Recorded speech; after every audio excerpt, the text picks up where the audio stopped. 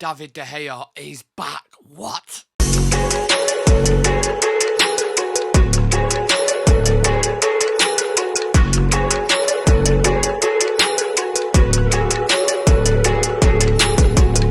want plays out, and we want plays out. We want plays out, and we want plays out. Hello everyone, welcome back to Real Reds Talk. We have got some breaking news. Is David De Gea set to make a shocking return to Manchester United? Well, according to Neil Custis in The Sun, who has got many things wrong before he's mentioned that we are set to re-sign David De Gea on a short-term contract. The club are worried that they will be short of goalkeepers when Andre Onana goes to AFCOM. And the first thing that pops into my head immediately, let me take a sip of coffee. The first thing that pops into my head immediately is this not why we signed a second goalkeeper? Is this not why we brought in Man Utd for situations like this where you get to give him an opportunity? Similar thing happened with Sergio Romero when we had him at the club. I don't get why we sign goalkeepers and then don't play him. Like, we brought in Butland and he didn't play a single game, I don't think. Did he get a minute, Jack Butland? Not from what I can remember. I just remember him holding the Carabao Cup in the dressing room and I remember thinking, you cheeky bastard.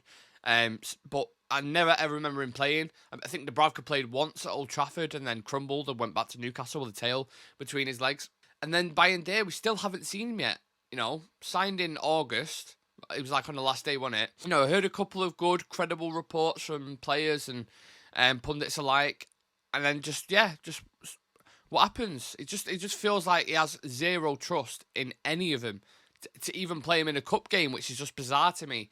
I know Tom Heaton last season, even though he's looked good in pre-season as well, and I know pre-season's completely different, but Tom Heaton only played 2 games last season, and I think it was against Nottingham Forest in the Carabao Cup and Charlton in the Carabao Cup as well, because I was doing a video the other day mentioning that, you know, because he's done well and he's got clean sheets and he's, you know, hasn't conceded 1 goal in all them games and he's the best because Sky put a stat up about Maguire's win percentage and I was alluding to that. Anyway, that's a completely different story. But the reason why all this is happening is simply because Onana will be at AFCOM for 5 weeks because he's kind of made a U-turn on his decision with that and he's decided to make up with Cameroon. I'm not sure what the issue was there.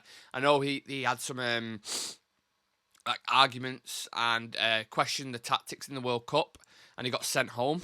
I think there's a bit of friction between him and Samuel Eto'o as well, who's like, I don't know what the official role is, but he's head of the Cameroon official, whatever it is it's called. I should know that, basically. But yeah, so there's a bit of friction there, but apparently he's made a U-turn on his decision. He wants to play for his country, and he's probably going to go to AFCOM, which will mean that he's going to miss up to 8 games if he goes there, including games against Tottenham, and I think there's another big club in there as well. So obviously that's a big chunk, and depending on how far he goes in that competition, there's question marks there. It could be longer, it could be shorter, maybe the 5 weeks is, you know, if he goes all the way up until the final. But even still, that is a massive miss. I remember Liverpool when Sadio Mane and Salah, I think they both went. And obviously that's a huge hit for them, much bigger hit than it was, you know, we was for a goalkeeper. But what happens if you bring David De Gea back and then he starts performing really well again? And then it's like, well, do you take him out? Or, well, Onana's a new keeper, so you have to take him out and put him in the team. But then you've got exact same situation again with De Gea and Dean Henderson, aren't you? So what a minefield that is. This is such a typical Man United thing to do, innit?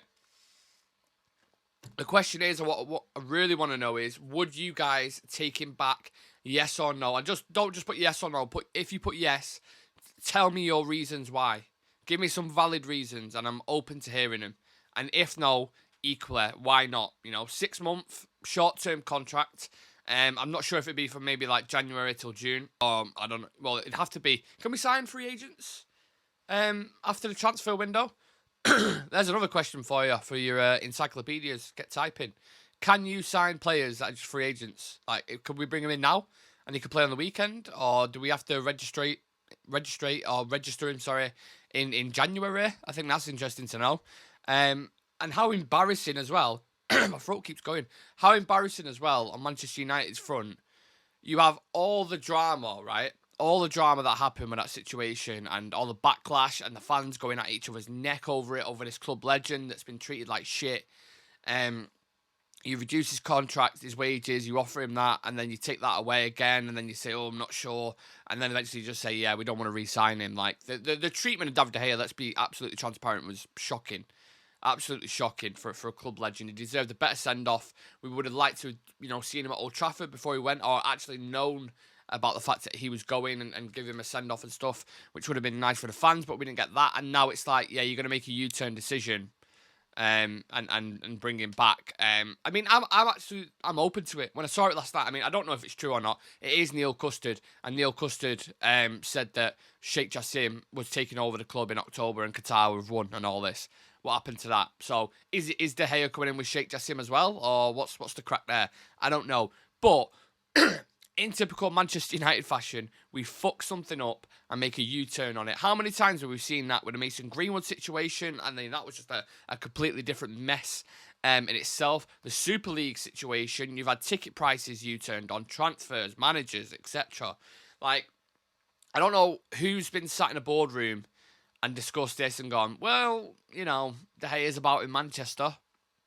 He's been gaming with the lads. He's, he was at a Women's Champions League game the other day, I think, watching United versus PSG.